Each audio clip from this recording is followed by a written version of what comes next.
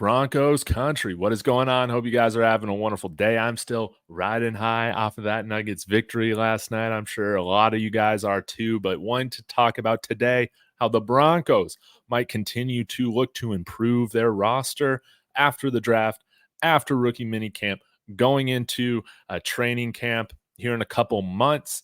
Who might be some guys that the Broncos should target with their remaining cap space? Y'all let me know your thoughts in the comments. Please be sure to smash that like and subscribe as well. Shout out to everybody who's been interacting with me on every video, joining me on our journey to 1,000. But let's go ahead and get started.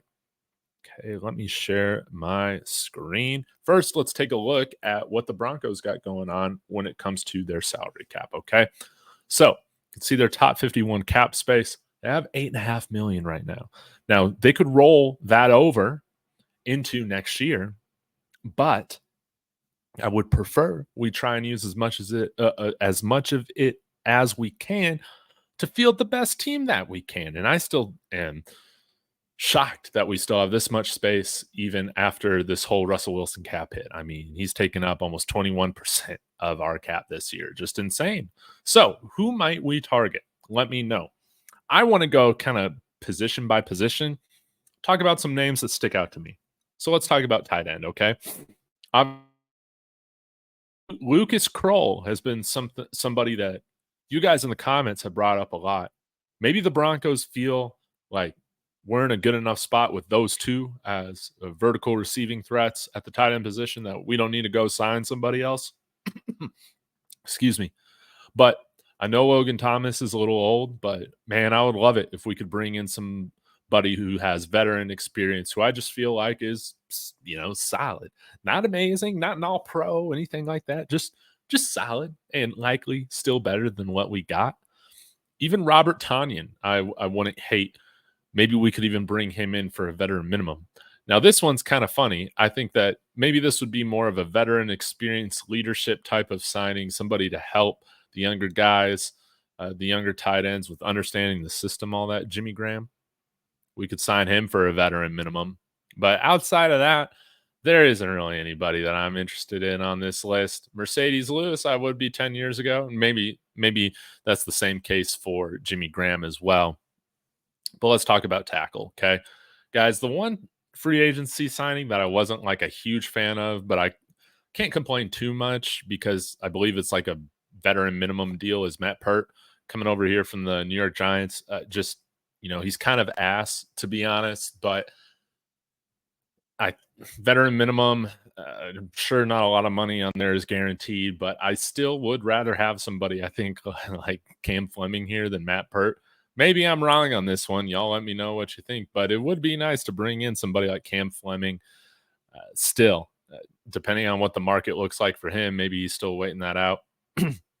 And honestly, though, I would love it if somehow we could convince David Bakhtiari to come here, but I'm confused why he hasn't signed yet. Maybe he's just trying to skip training camp for whatever team he joins. I would imagine that the New York Jets would want him. I don't know if he would be starting or in a backup role, but David Bakhtiari would be great to get. Again, we only have $8.5 million though left. I'm not sure what he would sign for, but outside of that, I'm not really sure that any of these other guys really stick out to me.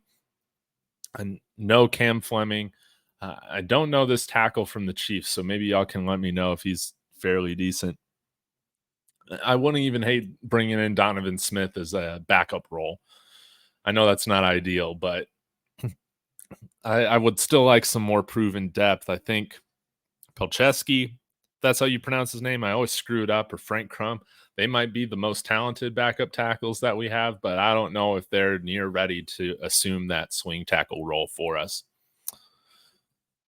All right, let's go to the defensive line. Some of you guys have brought up Mike Purcell is still available.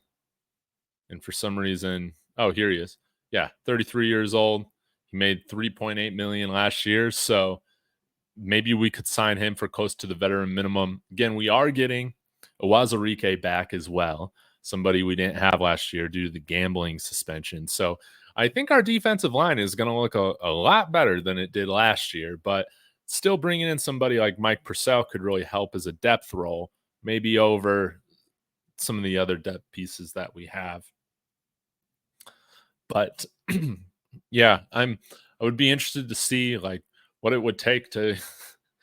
I mean, I know Calais Campbell is old, but I don't know if he's looking for another paycheck. He would be nice to bring in.